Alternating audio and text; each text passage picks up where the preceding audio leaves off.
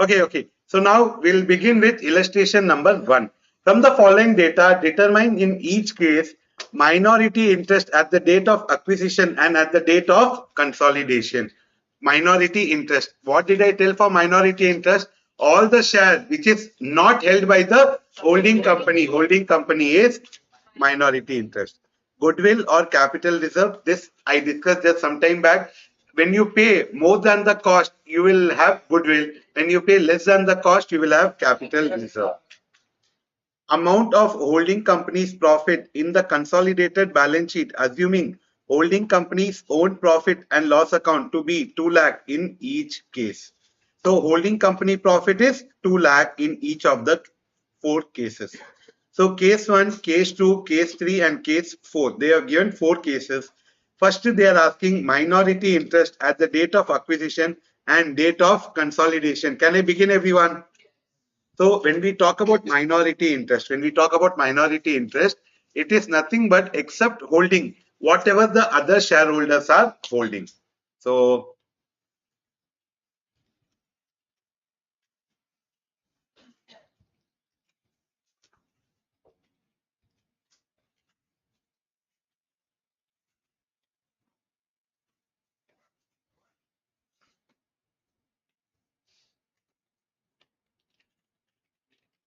illustration 1. So the first part they have asked this minority interest.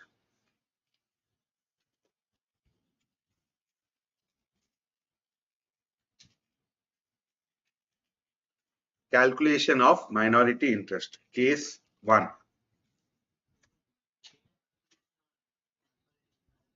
I'll tell. So now case 1, if you go through case 1, A is the subsidiary company and how much is the shares which the holding company is holding? 90%. So case 1, holding company share is 90% and minority interest is 10%. Everyone. Now in this, what is the cost? 1,40,000. So that is not required now because we are just calculating minority interest. Date of acquisition, share capital was 1 lakh and profit and loss account was 50,000. Now, one second. On the date of acquisition, share capital.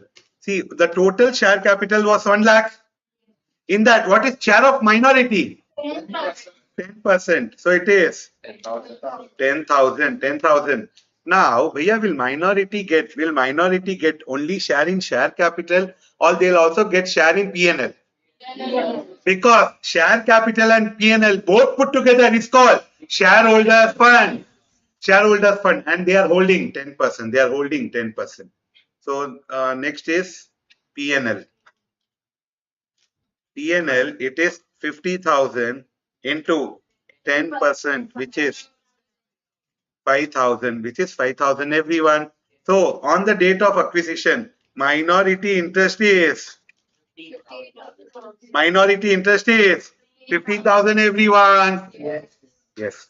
Now on the date of balance sheet, now on the date of balance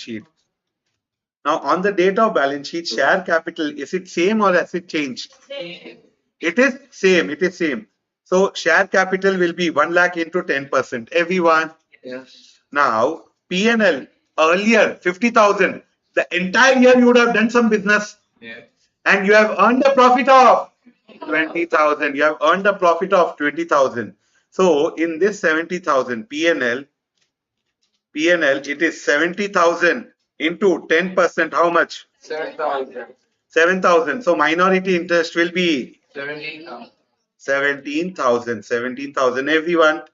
This is easiest way of looking at a problem, but I will go one step ahead. Now, there is something called pre-acquisition profit. There is something called post-acquisition profit. Pre-acquisition, anything pre, it means before. Before acquisition, what was the profit? 50,000. After acquisition, what was the profit? 20,000. Everyone. Because 1st January, it was 50,000. 31st December, it is 70. So during the year, how much profit I want? 20,000. 20,000. So pre-acquisition profit, this will remain same. I'll just change the name. Pre-acquisition profit. Then post-acquisition profit, 20,000 into 10%. So minority interest, 17,000. 17,000 everyone. So, bhaiya, it doesn't make a difference whether you calculate pre and post separately or you calculate it together. You calculate it together or you calculate separately. Does it make any difference? Everyone? No, no. For minority interest, it doesn't make a difference. But for holding company, it does. For holding company, it does. How it does, we will see in the second part. Now we will see the other cases. Case number 2. Case number 2, holding company is 85% and minority. So 85% and this is 15%. Now on the date of acquisition, what was the share capital? 1 lakh, 4,000, 4,000. Oops, sorry, it is 1 lakh. So share capital 1 lakh into 15%, which is 15,000. That is share capital. Then P&L. So 30,000 into 10%, 15%, sorry. 15%, it is 4,500, 4,500. So minority interest. 19,500. 19,500, 19,500.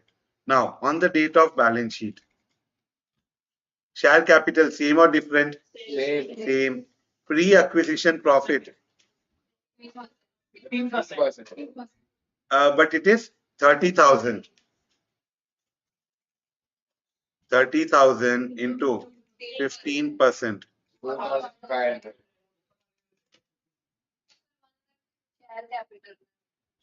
Okay. 15,000. And post-acquisition profit, it is loss of 10,000. Loss of 10,000. So minus 10,000 into 10%. Sorry, 15. Minus 1,500. Minus 1,500. So this will be 18,000. 18,000. 18,000. Everyone, is it clear? Yes. So, bhaiya, why are you segregating pre and post, bhaiya? On 20,000, I would have directly calculated 15%, 3,000 and 15,000, total 18. Yes, sir. Everyone. But bhaiya, why you are so specific in dividing? You will know in some time. You will know in some time. Now, let me begin case number 3. So, case number 3, holding company share 80%. So, minority interest 20%. On the date of acquisition, share capital is 50,000. 50,000 into 20%, 10,000. 10,000. And P&L, 20,000 into 20,000. 20,000 into 20%, it is 4,000. Minority interest, 14,000. minority interest 14,000. Minority interest 14,000. Now on the balance sheet date, share capital is same 50,000. Yes. Then pre-acquisition profit also will be same.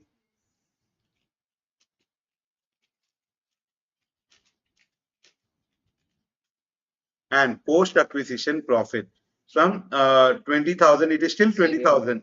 So there is no post acquisition profit, no post acquisition profit. So this will be, we are just trying to say on the balance sheet date, minority interest may increase, minority interest may decrease, or minority interest may be same. Everyone. Now, last case. Case number 4. Case number 4. Holding company share 100%. Minority interest nil. Then what will be minority interest? Nil. Everyone. First part, is it clear for all? Any difficulty? Right? We have just calculated minority interest on two dates, on the date of acquisition and on the balance sheet date. Please copy this part quickly and then we shall start the second one. In the same question, second one.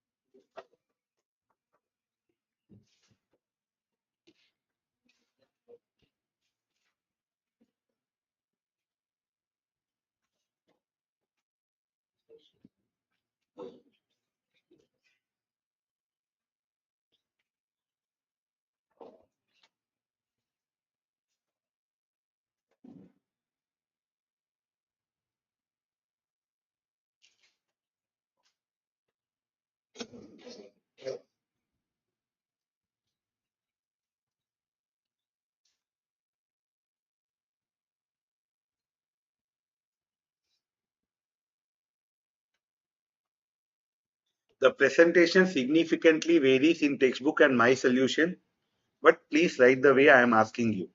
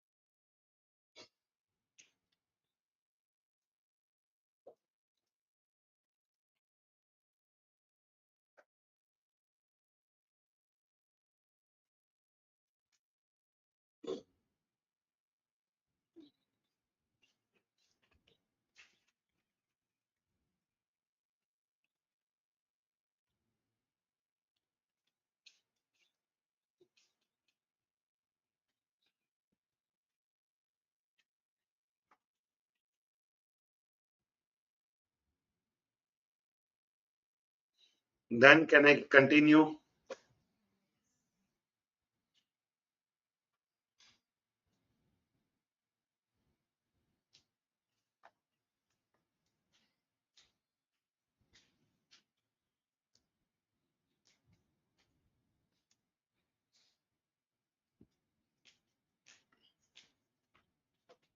Okay, so now moving forward, we have just completed the first part of the solution.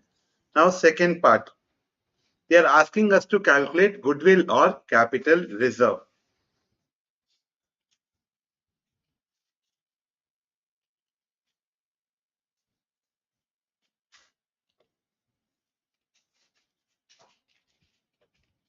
Calculation of goodwill slash capital reserve. Calculation of goodwill slash capital reserve. Very, very simple. Cost. I'll do this all the four cases I'll do together. Case 1, case 2, case 3 and case 4. All the cases I'll do together. So cost. Now look at the question and tell me what is the cost. Case 1 means we have paid 1,40,000 for 90% share. We have paid 1,40,000 to get 90% share in subsidiary company. Then 1,04,000, 56,000 and 1 lakh.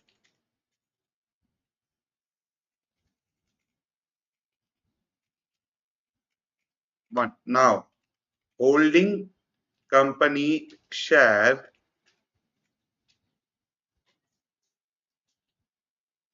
holding company share at the time of acquisition. Holding company share at the time of acquisition. Now, holding company will have share in both share capital and reserves. Everyone. So, holding company share at the time of acquisition, share capital, and in this problem we have P&L. Holding company will have share in this too. So, how much share is holding company having? Case 1 it is 1 lakh into 90%. See, 1 lakh was the share capital, 90% holding company was having. And same thing P&L, 50,000 into 90%, 45,000. Case number 2, 1 lakh into 85%, 85,000. Then 30,000 into 85%, 25,500, 25,500. Case 3, 50,000 into 80%, 40,000. And 20,000 into 80%, 16,000. And your wholly owned subsidiary, so no cal, 50 and 40. I'll take the whole amount, 100%, 100%.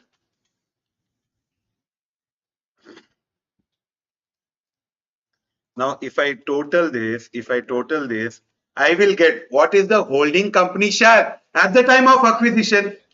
Now, my share, I was getting 1,35,000, but I have paid 140. I have paid extra or I have paid less? I paid extra. So, this is a case of goodwill. This is the case of goodwill. How much goodwill? 5,000, 5,000. Case number 2. My cost was 1,04,000, but I got 110,500. Capital reserve. In short, I have paid less. I have paid less. Then next, here, 56 and 56. No goodwill, no capital reserve. I got 56,000, I paid 56,000. I got 56, I paid 56. No goodwill, no capital reserve. And last case, I paid 1 lakh, I got only 90,000. 10,000 goodwill, 10,000 goodwill. Everyone, copy the second part and then we shall proceed further.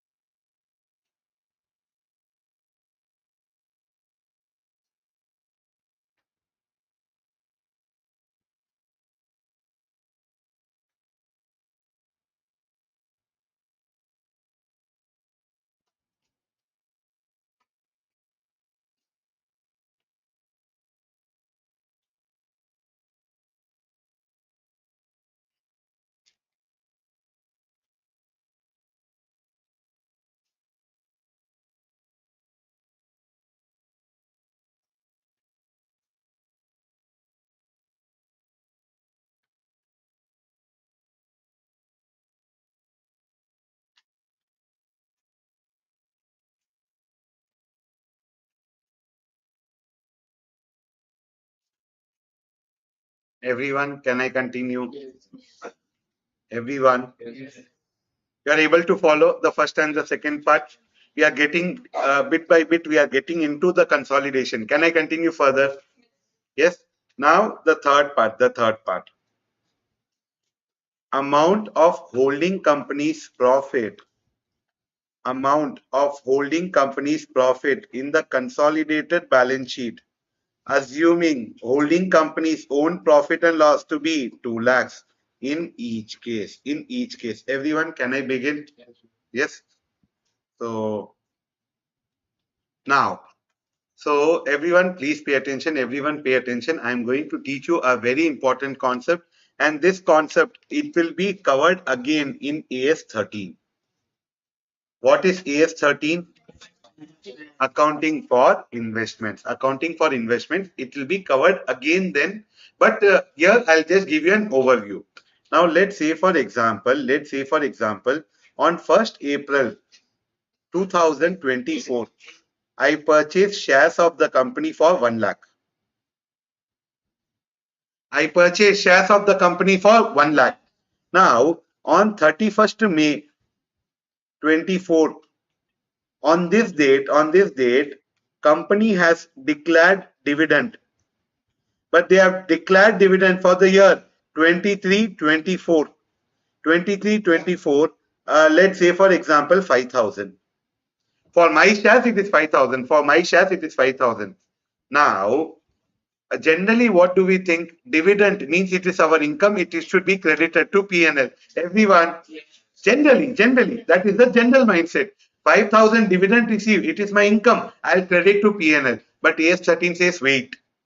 AS 13 says wait. AS 13 is accounting for investments. AS 13 accounting for investment says wait.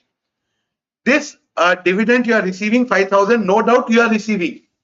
But for which period you are receiving? Previous year?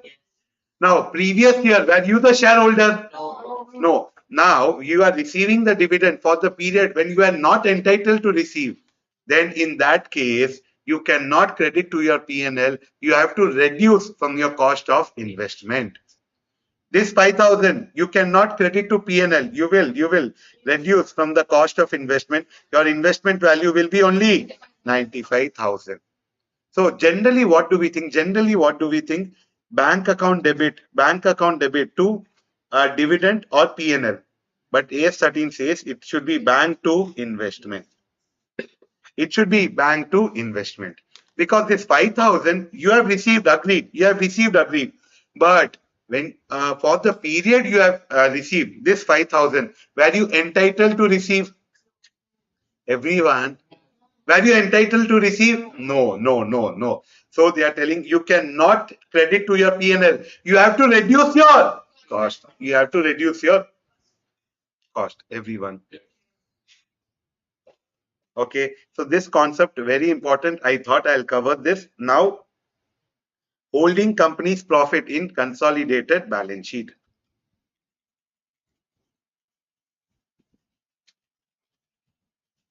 We have asked only holding name. Amount of holding company's profit in consolidated balance sheet, assuming holding company own profit and loss to be 2 lakhs. Okay. Holding company profit in consolidated balance sheet. So here also I will copy these 4 cases.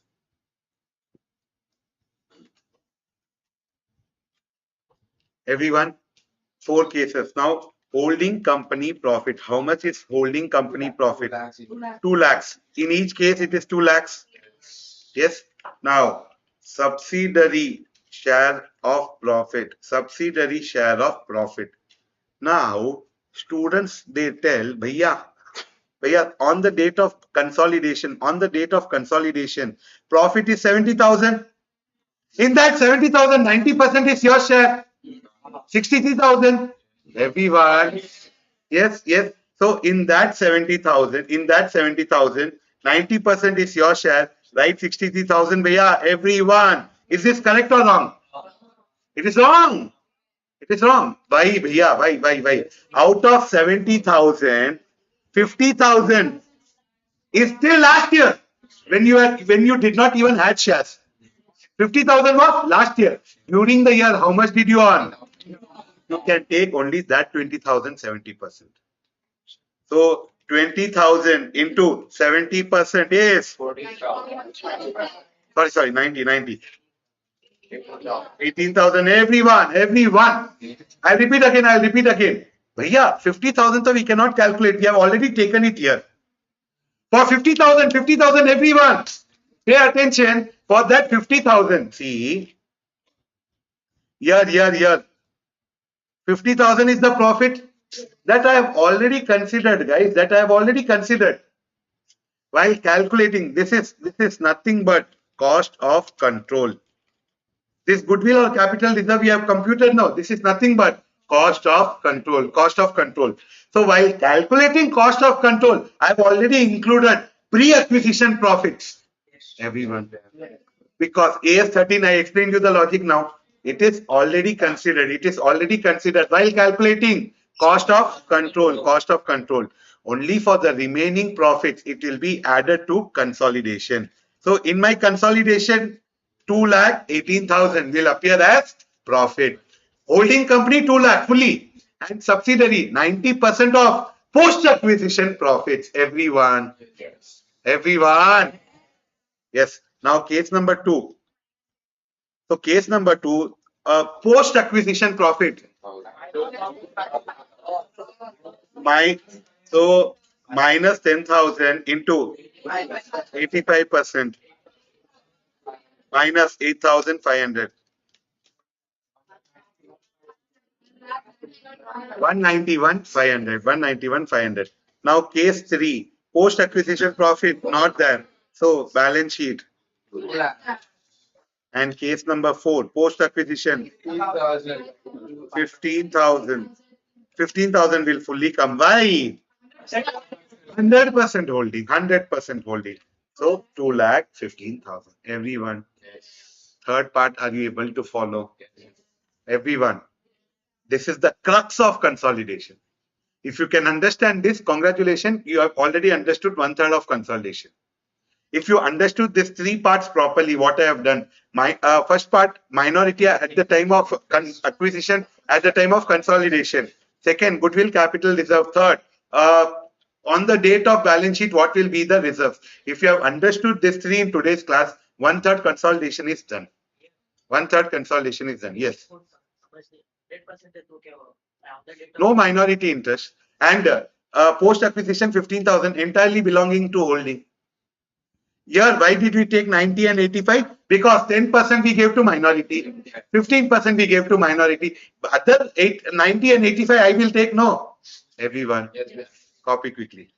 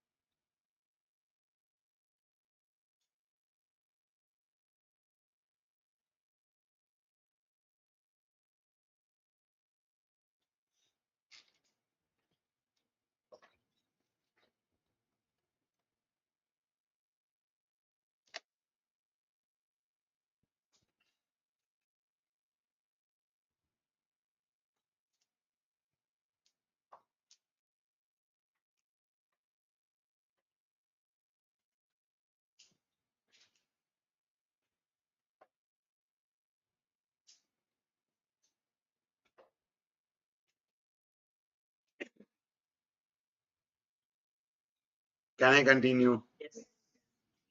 These three parts, is it ekdam crystal clear? Any doubts for anyone? Still, for my satisfaction, I'll repeat. Now, the first part I am not explaining because I've written elaborately in detail. Second part, this is my cost. This is my cost. And for this cost, I am getting share capital and P&L on the date of acquisition. So in the first case, I have paid extra than what I was getting. So we got goodwill. Second case, I paid less than what I am getting. So I got capital reserve. Third case, it was same. So no goodwill, no capital reserve. Now here, holding company's profit will come. Holding company profit will come. Apart from that, subsidiary, full profit will not come to us because minority interest is also there. Minority interest is also there. So only our share of post-acquisition profit will come. Is it clear, everyone? Now we'll do one more small illustration and then we'll go for break.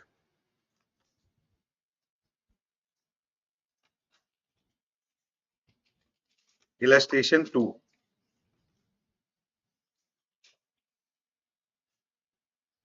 XYZ purchased 80% of shares of ABC Limited on 1st January for 1,40,000. What is this 1,40,000? Very good. Cost. This 140 is my cost. And what is this 1st January? Date of acquisition. Very good. Very good. The issued capital of ABC on 1st January was 1 lakh and the balance in P&L was 60,000. Can I say this is pre-acquisition profit? Before I acquired, their profit was 60,000. During the year, ABC earned a profit of 20,000. What is this? Post-acquisition profit. Post-acquisition profit. And at the year end, declared and paid a dividend of 15,000. Who has declared dividend 15,000? Holding subsidiary. Subsidiary. Post-acquisition profit was 20,000 and they have declared 15,000. Show by an entry how dividend should be recorded in the books of XYZ. Come on, journal entry.